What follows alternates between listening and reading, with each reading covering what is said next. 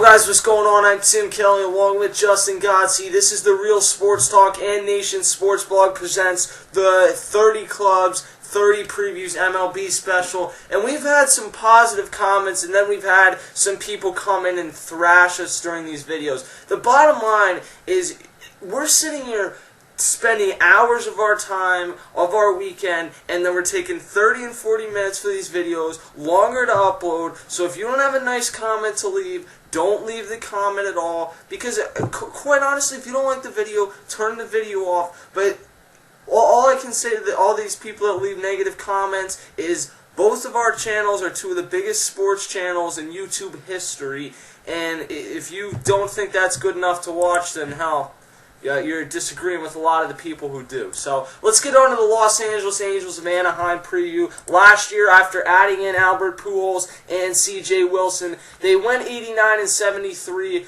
but it was still a disappointing season because ultimately they did not make the playoffs. And this year, though, I think it will be different because we saw two teams in that division make the playoffs last year in the Texas Rangers and the Oakland A's. And I'm not saying the A's were a fluke, but I don't know if they have 94 wins in them again. And I'm not saying that Texas can't still win without Josh Hamilton, but I'm not sure that they're going to be a better team than the Angels. Ultimately, you also have the Astros and the Seattle Mariners in that division as well, but neither of them are better teams than the Angels. Clearly, Justin, Mike Scioscia enters, I believe, his 11th season as the manager of the Angels. If I'm wrong on that, my bad. But the one thing that I want to say about Mike Scioscia is he has been one of the best managers in the game for a long time, but I think this is a team that underachieved last year in a lot of people's mind. And with Josh Hamilton, Albert Pujols, Mark Trumbo, Mike Trout in that lineup, if they don't make the playoffs this year, Mike Scioscia might be out of a job.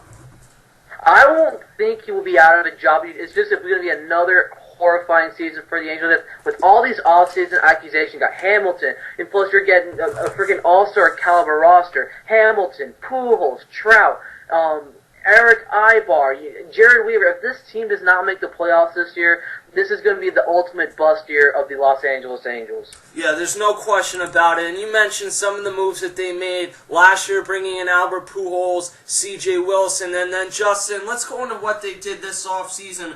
Obviously, Josh Hamilton being the biggest move. When you look at the offseason, Josh Hamilton, like you said, Tim, like I said, was the biggest move of the offseason for the team. But you know what? Not only did they bring in Josh Hamilton, they brought in a couple of other guys, some of them on minor league deals, and some of them the Angels are really going to be pushing a lot of, going to be putting a lot of pressure on. One of them is being Ryan Madson. Ryan Madson was with the Cincinnati Reds last year. He went down with the Tommy John injury, and the Angels are taking a big risk here, putting him immediately in at the closer's role. Now, Ryan Madson, we'll get to him a little bit later. I still think that's a real up in the air on why the Angels signed him. Tommy John surgery does really kill a lot of players in Major League. It really turns around their whole baseball career. So, it's a big gamble for the Angels to go out there and get him. Next up, they got Sean Burnett. I think he's coming over from the Washington Nationals. He's a really great late-inning reliever. He's going to be used as setup man to Ryan Madson. I don't know why I said Burnett there, but he's going to be setup man to Ryan Madson. And when you look at the other minor league moves that they did this offseason, they got Bill Hall, who's not really going to make a big, impact on the team. They got Trent Olchinson, who's coming over from the Los Angeles Dodgers. They got Brendan Harris coming over from the Baltimore Orioles. The offseason was actually really good for the Angels, but, minor league-wise, they're not really going to put a whole lot of wow when they sign guys to, non-roster invites. Yeah, and the Angels, besides the fact that they didn't have 5 great starters last year and Albert Pujols started slow, their bullpen was really one of the biggest questions that they had on this team. Ryan Madson did not pitch a game for the Reds last year, but prior to that, the Phillies were ready to give him a 4-year, $40-some million deal. So when he's healthy, he has a high 90s fastball that is going to be very effective. It just depends if he's able to get back to that level where he is that healthy. If his cutter is effective, then Ryan Madson has the skills to be a very good closer. Sean Burnett, I like that move as a setup man. So they made a lot of big off-season moves, and you're right, they're making a lot of risks in this bullpen coming into the season, which we're going to get to a little bit more in And then also fixing some of their starting rotation, or at least what they hope. They bring in Jason Vargas, Tommy Hanson, and Joe Blanton. We're going to get to those moves when we discuss the starting rotation. But we are going to begin with the Los Angeles Angels lineup, and that begins at DH with Mark Trumbo. Trumbo, again, can also play left field, but he will be the DH for this team this year. In 144 games last year, had one of the best seasons of his career, the best season, and was an all-star. Hit .268 with 32 home runs and 95 RBIs, was an all-star, and he was one of the guys that the Angels had talked about trading once they acquired Albert Pujols. It worked out pretty well to hold on to him, Justin. This is a must-have for this Angels team. This guy is going to be playing DH, taking over the role for what was once Kendrys Morales, as he's going to be was shown the door, was traded over to the Seattle Mariners this offseason. Now, keep it on a Trumbo, just electrifies this batting order even more, because Mark Trumbo is a guy who will go out there this season and will look to repeat what he had last year. Throughout his totals in the major league level, this guy has averaged over 25 home runs. This is a multi-position player, outfielder, and can also play the infield over at first base. But, more than likely he's going to be the everyday DH for the team. And, if they were to trade Trumbo, you could have gotten some good prospects in return for him, but you know what? You got to look for what you have right now, and Mark Trumbo was a must-stay for this team. Yeah, and I do agree with that. The one thing that concerns you a little bit is some guys need to play in the field, even if they're not great fielders. They need to play in the field to hit the same way. Some guys we saw with Adam Dunn, even though Adam Dunn is one of the worst fielders in MLB history,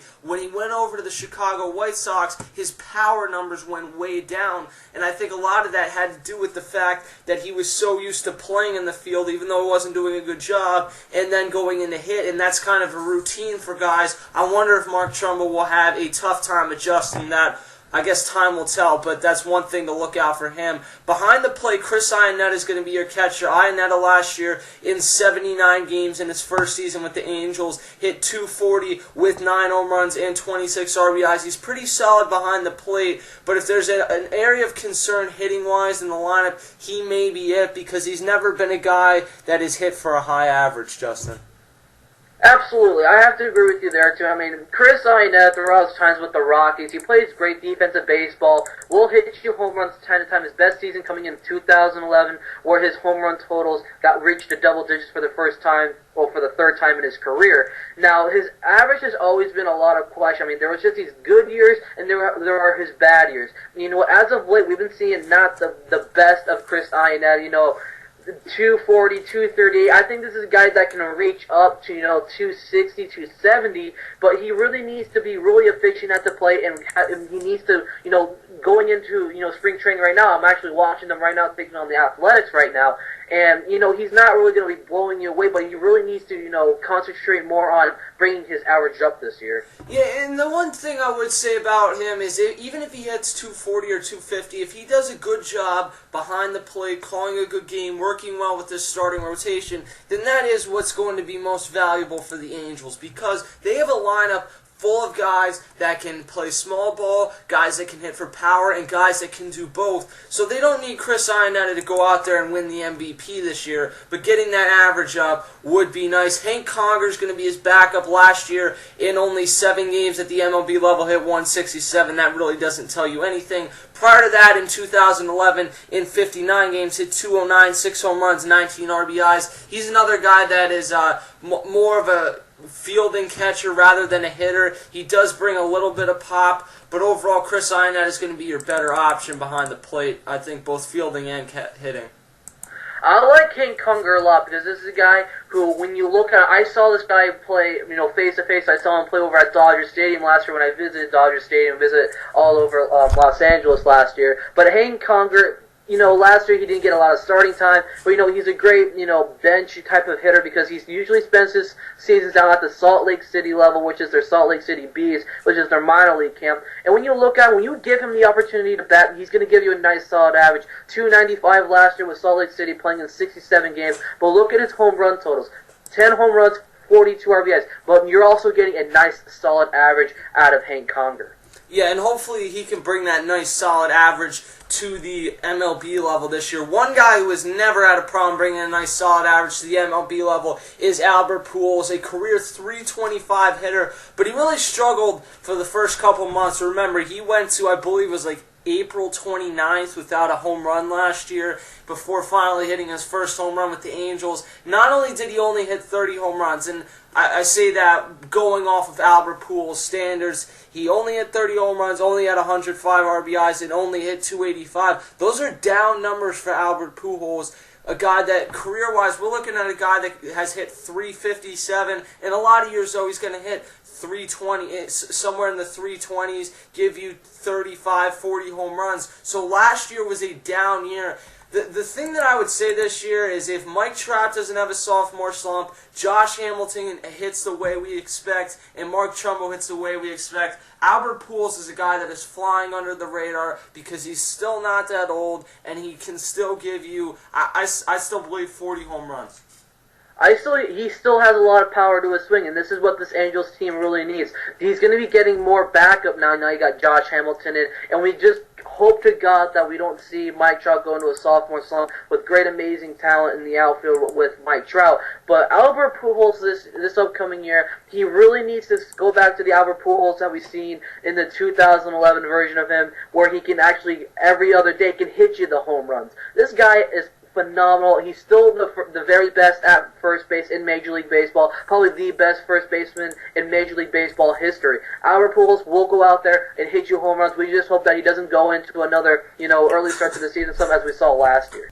And what Justin just said is absolutely on point. A lot of people are going to balk at him saying that Albert Pujols is the best first baseman of all time. And I don't know if he is. Lou Gehrig, there's a lot of guys that are up there, and Albert Pujols still has some work to do. But you look at what he's done so far in his career, and you can't say that you can't make a case that at some point Albert Pujols will be in that discussion. If anything were to happen to Albert Pujols, he were to go down, in all likelihood Mark Trumbo would shift to first base, and then we would see Vernon Wells at the DH spot. So I don't anticipate anything would happen to Albert Pujols because he's been a pretty healthy player throughout the course of his career. But if anything does happen to him, then they do have other options there. Howie Kendrick's going to be the starting second baseman, and really a guy that I think is very underrated. He's just a good all-around player. He's not great, but he's going to hit you around 290, give you 8 to 10 home runs. He's hit 18 a couple years ago, and then about 15 stolen bases. He brings a nice glove. He's going to play small ball. And with this team, the guys setting the table like Howie Kendrick and Eric Aybar, those are big because they set the table, and then the big guys like Albert Pujols, Josh Hamilton, Mike Trout, they hit them in, and that's what's really going to be important to this Angels team is just getting on base if you're a guy like Howie Kendrick. Howie Kendrick is my favorite Los Angeles Angels player. For some of you guys who do not know, I got a Howie Kendrick jersey. But, Howie Kendrick, I love watching this guy play, can get on base constantly, can give you a nice, solid average year in and year out. But, I still think this is a Howie Kendrick. This is a guy who has a lot of potential to reach 15 home runs. We haven't been seeing it. In 2011, we saw it go beyond that, hitting 18 home runs. But, last year, with his power totals went down. He got 8 home runs, 67 RBIs. But this guy, I still think we still have not seen the very best of Howie Kendrick. I think this guy can possibly hit 20 home runs, but that's getting a little carried away. I think Howie Kendrick this year could be focusing more in on his power swing, but his average is always great because this guy can get you 280, even up to, on a good year, to 300. But this is what you're going to be getting out of Howie Kendrick this year, is possibly at best 15 to maybe 13 at low home runs this year for Howie Kendrick, but this is a guy who can get on base. It can get you a nice power swing, or a nice average hitter. Andrew Romney's going to be backing him up at second base. Romney last year in 12 games at the MLB level hit .412, but that really means nothing. At the AAA level in 87 games, hit .285, 4 home runs, 39 RBIs, stole 23 bases. He's going to be very valuable off the bench as a base stealer, a guy that you can put in late game situations as either a defensive replacement, which you're not going to be doing for Howie Kendrick, or a pinch runner for someone else. If things weren't to work out with him average-wise, they have also added in Luis Rodriguez, who they signed to a minor league contract and have invited to spring training, which is currently going on. So he's another option there as well. And then at second base, you also have the option of Bill Hall, a guy who has bounced around. To me, Bill Hall has always had some good power, but the average numbers have never met up with it. He's always been a guy that's going to hit you around 230, 240. Yeah, he has the capabilities of hitting 35 home runs like he did in 2006, but other than that, he's hit 16, 17 home runs most of his career, and the average has just never been good enough for him to stay at that level. I think if he can come off the bench and just be a guy that occasionally hits you a home run, gets you a sac fly, then that's where he would be most valuable to this team as a backup. No one knows yet if he will even make the MLB roster. Eric Aybar is going to be your starter over at shortstop. In 141 games last year, Aybar had 298 home runs, stole 20 bases. Again, the Angels are just a team that has it all. They have a great mix of power hitters, but then up the middle, they have a great 1-2 punch of Howie Kendrick and Eric Aybar, who are good all-around players, can play small ball and can field and can steal bases, which is going to lead to very good things for this Angels team. Now, a lot of you guys are wondering, is Eric Aybar going to be a breakout player? I still think Eric Aybar is still waiting to we still haven't seen the very best of Eric Aybar yet, because I've been reading a lot of your guys' reviews on Eric Aybar, season profiles or whatever you want to call it. I honestly have to agree with a lot of you guys. I think Eric Aybar can be a guy who can steal more bases than what we thought that he can. Because when you look at his minor league totals, like in the early days, like 2002 up to 2006, this guy was a stealing base machine. In 2004, stole 51 bases. I still think that Eric Aybar can get those totals up. 20 stolen bases last year. That was great. I still think this guy, dangerous on the base path as he is, I think he can reach up to 30, possibly even 40 stolen bases a year. But the fact is that injury can be a concern of him, but this is a guy, what you're going to be getting out of him is a solid 290 average. But like Tim said, when you look down on the minor league system, Andrew Romine, who is their backup, second baseman and shortstop, this guy still has to play full time in Major League Baseball. This guy has played a total of 27 MLB games in his career. Looking at his minor league totals, a very phenomenal type of guy. He's not going to get you a lot of home runs, but he's going to get you a nice solid average. Last year, in a split season with Salt Lake City and also with the Angels, this guy batted .412 with the Angels in 12 games, which is not really a big impact, but .285 with Salt Lake City in 2012, along with the split season, will give you a nice solid average. So when you look over at the shortstop position, you're getting nice solid average. You're getting Eric Aybar, who plays fantastic baseball, can steal you bases, but I still think we still have not seen the very best of Eric Aybar yet. Yeah, and it's Romine. I don't know why I said Romney. It's not the presidential candidate. Either way, though, looking over to third base, Alberto Callaspo signed a 2-year extension in the offseason with the Angels. In 138 games for them last year, hit .252 with 10 home runs, 53 RBIs. I still think he was more valuable 2 years ago when he hit .288 with 6 home runs and stole a couple more bases. I think that's better, that they're better off just having him get on base. The extra few home runs don't really make a difference. They just need him to get on base for this team. Alberto Callaspo will be the starting third baseman, and he's a pretty solid player, and then Romine also could get some looks over at third base on an off day. I was really disappointed with Alberto Callaspo last year. I mean, when you look at his 2011 totals, his batting average was actually really high. Then when you looked at last year, his average went down really, really low. But, his power bat went up. You don't really know what you're going to be expecting from hitting-wise of Callaspo. Defensively, he's going to really wow you, can really make those exciting, third base plays, he's dangerous on the base path. He has some great speed for a third baseman, and he's a really, versatile type of guy. He can run, he can hit, kind of. We just don't know what to expect out of him hitting-wise. Yeah, if he can get that average up to the 280s, 290s again, then that's when he's going to be most valuable. At 250, you might be looking at a situation where the Angels look at the trade deadline and say that maybe we need to bring someone in here who's going to be more consistent at the plate. But in the field, you mentioned, you're not going to do a whole lot better. And in left field, no one's doing better than Mike Trout did last year, hitting .326 with 30 home runs, 83 RBIs, 49 stolen bases, and this was in 139 games. Was probably the best overall player in the MLB last year. There really wasn't anything he didn't do. He made tremendous plays out in left field against the wall numerous different times, robbed home runs. Mike Trout did it all. The only concern you have with Mike Trout is, could he fall into a sophomore slump? If not, Mike Trout has put himself in position to begin a Hall of Fame career, really.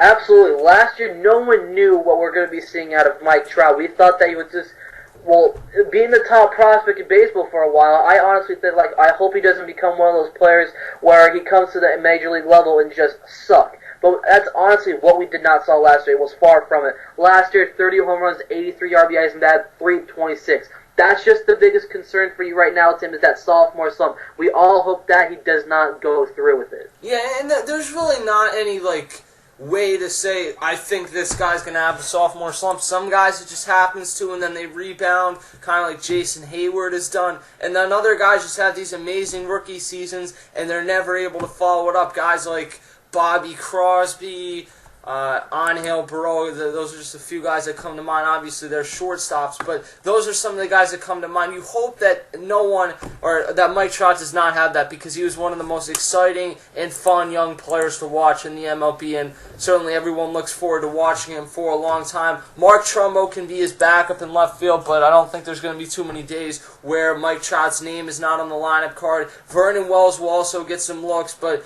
Vernon Wells is really a guy that is only on this roster at this point because of how much he's making, and the Angels just cannot seem to find a way to get rid of him.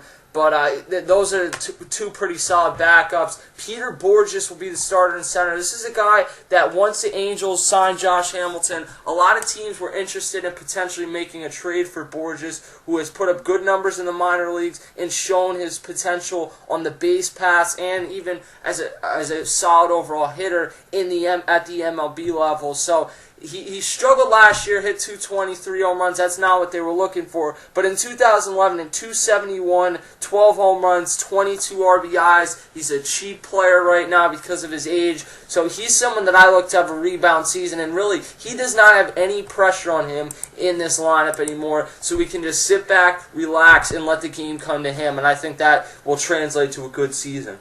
Now, I was watching this Angels game against the Athletics today, and they're looking at the batting order. He's to be the last batter in the batting order. This is a guy who last year was the second in the batting order. But if Peter Bourjos, when you looked at the offseason, there were so many teams that were interested in him, Trumbo, because this outfield is so crowded right now. You got Trout, you got Hamilton now. Now you got Vernon Wells. Then you got the upcoming prospect in Cole Calhoun, who I honestly talked to at Arizona State, the pride of Arizona State, a guy who can also be playing the infield. So this guy is a big, husky type of guy that can also even play third and first base. But this guy plays outfield. But Peter Bourjos, I honestly do not know what to expect out of him. When you look at his minor league totals, this guy was phenomenal, batting .310, but we just have not seen the Peter Bourjos at AAA that we've seen in the major league level.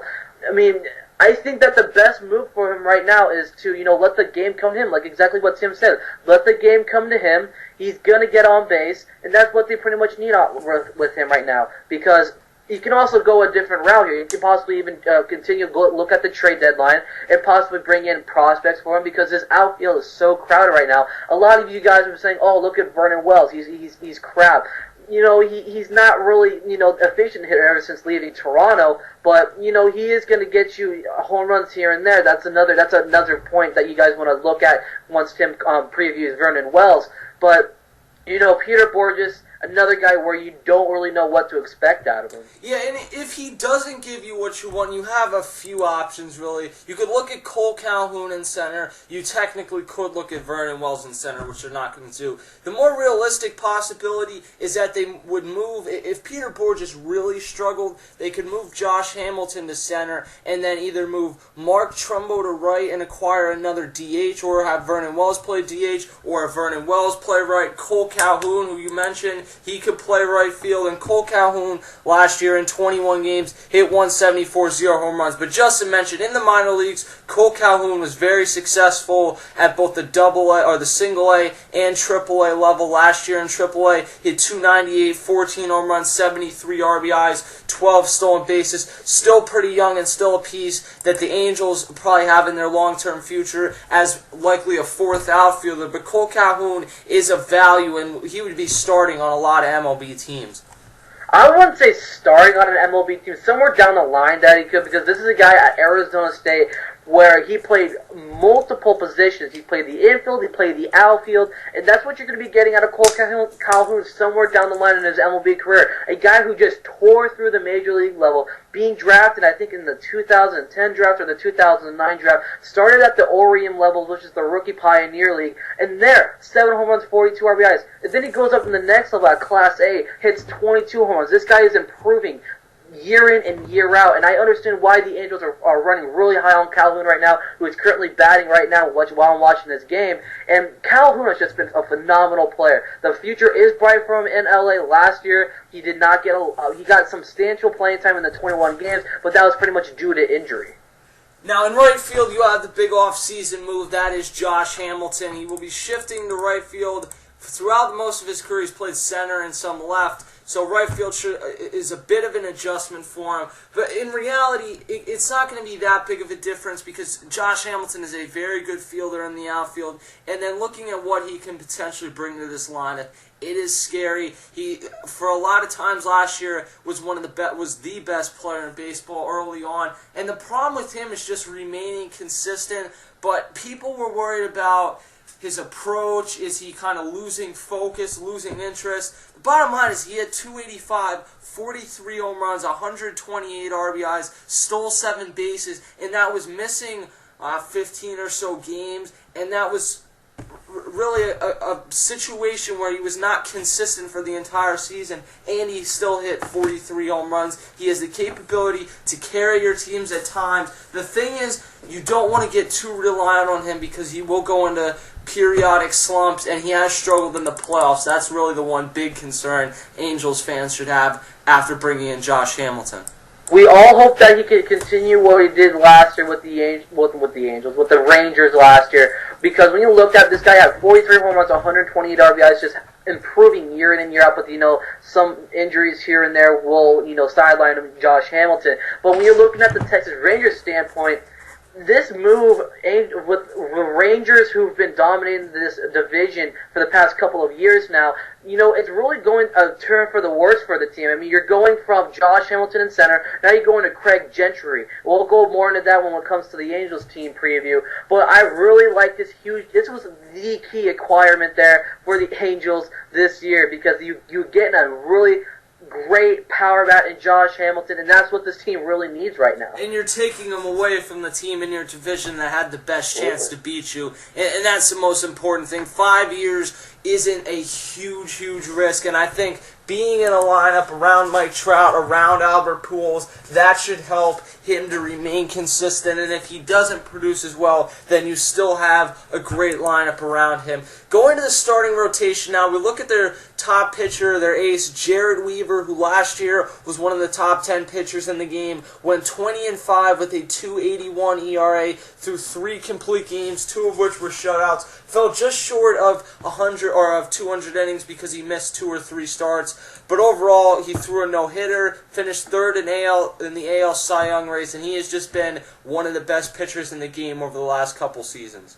I was really mad that when you look at last, you got David Price, who won the Cy Young last year. I think that he should have finished in second place. This guy had a phenomenal year, but when he went out, I think he was on the 15-day disabled list, went out with either mid-season or late in the season. He went out with an injury, which kind of crushed him. But when you look at this guy's totals last year, 20-5 with a 2.81 ERA, then you also had the innings pitched when that injury went down. The innings went down from the season, went down with 188. With the season prior being 235 innings last year, or from the year prior in 2011. This guy is going to be my prediction to become the American League Cy Young winner, because this guy is a phenomenal pitcher. When he played at Long Beach State and in college, this guy had an amazing MLB career. ahead of him. And when you're looking at this guy is phenomenal. This guy's going to be making the All-Star game again this year. But you know what? This guy's phenomenal. He's going to be my pick for the Cy Young this year. Yeah, 2 years ago at a 2.41 ERA, so it wasn't just a one-time thing. He has been a very consistent pitcher since he's entered the MLB, with the exception of a rough season in 2009. But other than that, he has been very good. It seems to get better every year. Even though the ERA went up a little bit last year, that was because of, I think, some injuries and just not as good a team around him. But overall, Jared Weaver has become one of the best in the game. At the number 2 spot, you're looking at C.J. Wilson, who last year went 13-10 with a 3.83 ERA, went over 200 innings. I've never been a huge fan of C.J. Wilson as a starter, because I think a lot of the reason he had such success as a starter in Texas was because he was facing a division that at the time had the Mariners, who couldn't hit a lick. It had the Angels, who were in a kind of down slump, and it had the Oakland Athletics, who weren't playing particularly well. Last year, he came out of the gate in his first season with the Angels, had a tremendous first half, but really struggled down the stretch, and that was one of the things that hurt this team.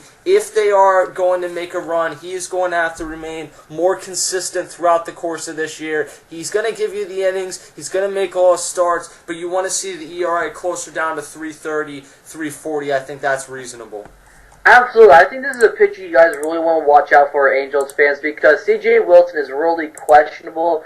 Like Tim said, is transitioning over from the reliever over to the starting pitcher. And Tim, you really did make finer points there, talking about how when the whole success of him becoming a starting pitcher in Texas, when the division was actually overall the Rangers being the best team, and the Mariners were not able to hit the Angels were kind of on a downward spiral, and not the greatest production coming from the Oakland Athletics.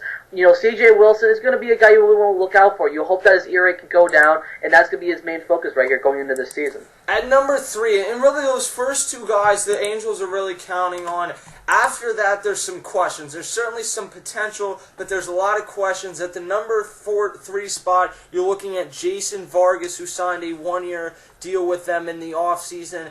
Vargas last year with the Seattle Mariners went 14-11 with a 3.85 ERA, threw over 200 innings. If you can get that, you'll take it. Ultimately, I don't think that that's good enough for a number 3 starter on a World Series team, but that's probably about the best you're going to get out of a guy like Jason Vargas, is a 3.70, 3.80 ERA. If you get the 2011 Vargas that had a 4.25 ERA, then that's not going to cut it, and they're going to have to find someone different in this rotation. But if you can get Vargas from last year, then you're set up pretty nice.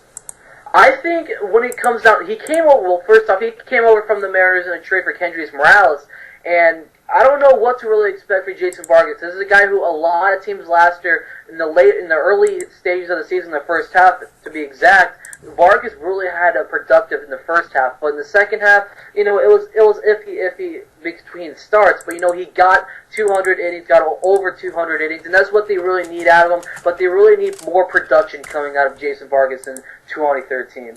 At the number 4 spot is my breakout player this year. It was an overlooked move from the offseason, and that is Tommy Hanson, coming over from the Atlanta Braves in a trade. He signed a 1-year deal once he came over. He never really flourished there. He came up in 2009, 2010, showed so much promise, and each year really got progressively worse, to the point of last year going 13-10 with a 4.48 ERA. But this is one of the guys who I've always said has the top 5 array of pitches in the game. If you look at the movement on some of his pitches, it's incredible. He has a great slider, a great curve. Him, Roy Halladay, Steven Strasburg, those are the guys who I think have the best overall stuff as pitchers. That doesn't necessarily always translate to the record as we saw last year, but I do think the potential is still there for him to be a guy that has an ERA right around 3 this year, and that's really what I'm expecting. I'm expecting Tommy Hanson to come out. That's one of my boldest predictions of the year, for Tommy Hanson to come out and win 15 or 16 games and have an ERA between 3 and 3.10. I just think the change of scenery for him, with great run support expected, I think that will be very valuable to Tommy Hanson.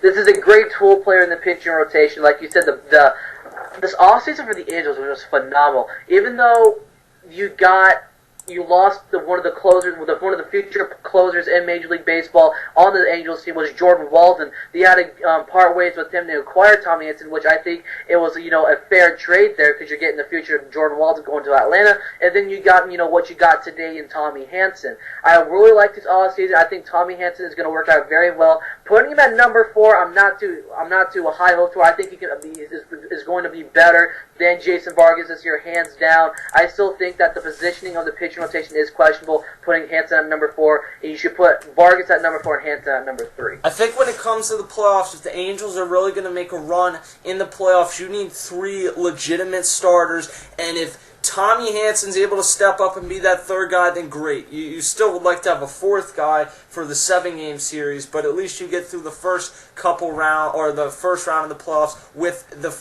just the first 3 starters. After that, it's always best to have 4 starters. And a guy who's going to be their 5th starter filling out the rotation is Joe Blanton. Joe Blanton last year in a mixed season with Philadelphia and Los Angeles really struggled overall, went 10-13 with a 4.71 ERA. The way I'm looking at Joe Blanton at this point is he's just really going to be a guy that they're going to count on to eat a lot of innings. Other than that, he really doesn't have any more value to a team rather than just filling out a rotation and eating innings. A 4.71 ERA is it's terrible, and it's not like you're counting on him to be your ace of this team, but it's not productive at all. If they can get the Joe Blanton in 2009 or 2008 that's giving you an ERA right around 4, then that's what you'll take out of Joe Blanton. But if not, then I'm not even sure he'll spend the whole season in the rotation. Now, when you looked at it, I'm really surprised that the Angels, when you're looking at the main website for the team right now, theangels.com, they don't have anybody else competing for a pitching rotate or for a spot at number 5 or even pretty much at number 5, as the top 4 pitching in the order is already set in stone. But there's not guys coming in and really competing. They're pretty much handing over Joe Blanton at number 5. When you look at the minor league system, you still got Garrett Richards who's coming up. Jerome Williams is another possibility. But I honestly do not understand why the Angels are really set in stone on Joe Blanton right now. A guy who has struggled in the past couple of years now, with his times with the Phillies. I honestly do not know what to expect out of Joe Blanton this year. This guy could be in the bullpen sometime throughout the season, but I set in stone right now, I honestly do not think that he's going to be in the pitching rotation full year. The one thing that I just realized that he probably will be full year is they gave him a 2-year, don't ask me why, a 2-year $15 million deal. So $7.5 million per year. That's a lot of money to put in the bullpen. I'm not sure they're going to do that. So my guess is he will be in that rotation for the full year. We'll see. It's a team that has a lot of money to work with, so they can eat some bad deals. So I still don't understand why they gave him the deal, but that, again, is an option as well. That's their starting rotation. I believe if Tommy Hanson does not step up, and even if he does, their best bet is to go out at the trade deadline and maybe add another pitcher, a number 3 guy that's just find someone that's hot. The way that the Tigers found Doug Fister a few years ago, that's the type of player I would look for the Angels to add at the deadline this year. Not Doug Fister per se, but someone that's pitching the way Doug Fister was the other year. That's what I would look for if I'm the Angels at the deadline. In their bullpen, this is where some of the questions come in. There's potential for it to be very good, though. Ernesto Frieri, we'll start with him. Last year spent the season with the San Diego Padres and the Angels. Combined went 5-2 with a 2.32 ERA, saved 23 games in 26 attempts. So this is really one of your backup options. If Ryan Madson cannot get back to his previous form, then you have the option of Ernesto Frieri as a potential closer. As it is now, him and Sean Burnett will be your setup men. I can really build a great case for Ernesto Frieri becoming the backup closer in case Ryan Madson does not pull through, who can also be a setup guy, because Frieri, where you're getting out of him another great Dominican player, or a Colombian player. I don't know why I said Dominican there. But Frieri does bring great stuff to this team. Last year with the Angels and the Padres, you said, because remember, they had to trade away Alexi Amarista and also another minor league prospect to the San Diego Padres in order to acquire him. I think that was also a good, fair deal on both ends. But Frieri last year brings great stuff. A 5-2 win-loss record last year, 2.32 ERA, and got 66 innings in on the spot there. great numbers out of him. Expect him to get more playing time. I do expect him to get more playing time. So expect the innings to go up for Frieri this upcoming season. Now, Sean Burnett's going to be another setup man they have. He's a lefty, so they have a righty and a lefty option with him and Frieri. He went 1-2 with a 2.38 ERA last year for the Washington Nationals. The past 3 seasons, he really pitched extremely well for the Nationals. So I think Sean Burnett is a very solid option as your setup man.